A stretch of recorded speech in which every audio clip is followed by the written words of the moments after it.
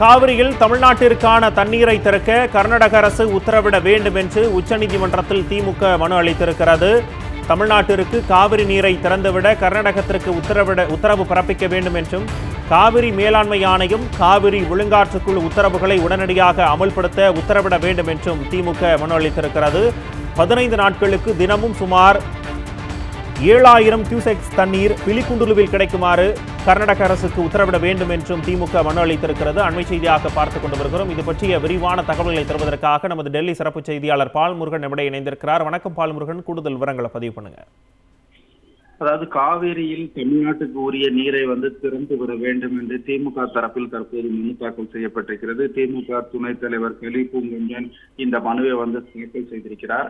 அதில் உடனடியாக தமிழ்நாட்டுக்கு தேவையான 9.46 TMC நீர் பற்றாக்குறை இருக்கிறது. அது உட்பட நீரை திறந்து விட வேண்டும். தமிழ்நாட்டுக்கு அடுத்த 15 நாட்களுக்கு குறைந்தது 7000 கன அடி தண்ணீராவது கிடைப்பதை உறுதி செய்ய வேண்டும் என்று இந்த மனுவில் கூறப்பட்டிருக்கிறது. கர்நாடக அணைகளிலிருந்து திறக்கப்படக்கூடிய இந்த நீரை ஏற்கனவே காவிரி நீர் மேலாணையம் உத்தரவிட்டிருக்கிறது. அந்த உத்தரவையும் கர்நாடக செயல்படுத்தவில்லை என்று இந்த மனுவில் சுட்டிக்காட்டப்பட்டிருக்கிறது.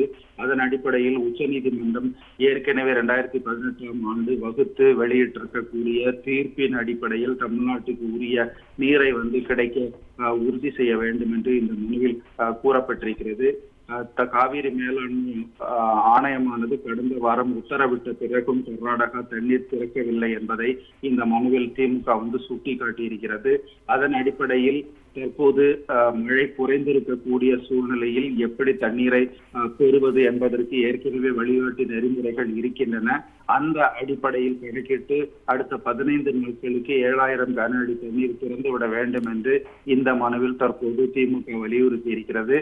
நாளை மறுநாள் உச்சநீதிமன்றத்தில் இதனை உடனடியாக இந்த வழக்கை விசாரணைக்கு எடுக்க வேண்டும் என்று வலியுறுத்தவும் தற்போது திமுக திட்டமிட்டிருக்கிறது. முரசொலி, உங்களுடைய அண்மை தகவலுக்கு நன்றி பால்முருகன்.